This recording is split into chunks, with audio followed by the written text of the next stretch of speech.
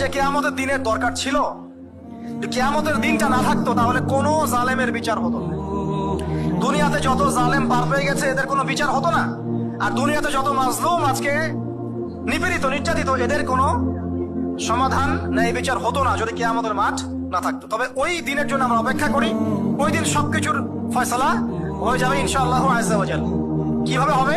নবী সাল্লাল্লাহু আলাইহি ওয়াসাল্লাম বলেছেন, একটা শিংওয়ালা ছাগল একটা শিং ছাড়া ছাগলকে যদি অন্যায়ভাবে পুঁতা দিয়ে থাকে, এক্সাম্পল দিচ্ছেন তিনি, তাহলে আল্লাহ রাব্বুল আলামিন কিয়ামতের মাঠে ওই শিংহীন ছাগলকে শিং দিবেন, দিয়ে বলবেন তুমি গুঁতো দিয়ে ওর কাছ থেকে প্রতিশোধ নিয়ে নাও।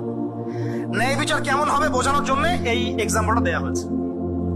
বহু মানুষ দেখবেন যারা এখানে অনেক বড় বড় পদে ছিল, বড় বড় কর্তৃত্ব ক্ষমতা ছিল, কিয়ামতের মাঠে এতটুকু থাকে পিঁপড়ার মতো, স্পষ্ট